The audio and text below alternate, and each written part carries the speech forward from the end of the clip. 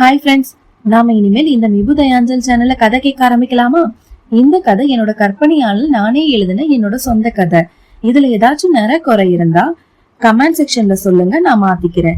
நீங்க இன்னும் இந்த மிபுதயாஞ்சல் சேனலை சப்ஸ்கிரைப் பண்ணலன்னா சப்ஸ்கிரைப் பண்ணிட்டு பக்கத்துல இருக்கிற பெல் ஐக்கானையும் கிளிக் பண்ணிருங்க. அப்போதான் நான் அடுத்தடுத்து அப்லோட் பண்ற கதையை நீங்க உடனுக்குடன் கேட்க முடியும் ஃப்ரெண்ட்ஸ். சரி வாங்க, நாம இன்னைக்கு இந்த கதையோட முன்னுரையை கேட்கலாம். தேவிகா கேசவ்யாஸ் அப்படின்னு ஒரு கணவன் மனைவி வாழ்ந்து வராங்க. இவங்களுக்கு 8 வருஷமா குழந்தை இல்ல.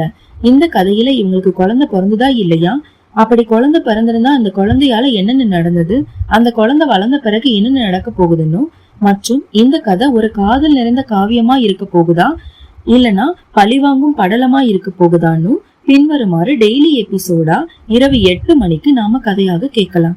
ஆஹா, எல்லாம் சொல்லிட்டு கதை பேரை சொல்லாம போறேனா? கதை பேர் என்னன்னா நாகினியின் பயணம். கதை கேட்க எல்லாரும் ரெடியா இருக்கீங்களா ஃப்ரெண்ட்ஸ்? பாய் பாய் ஃப்ரெண்ட்ஸ்.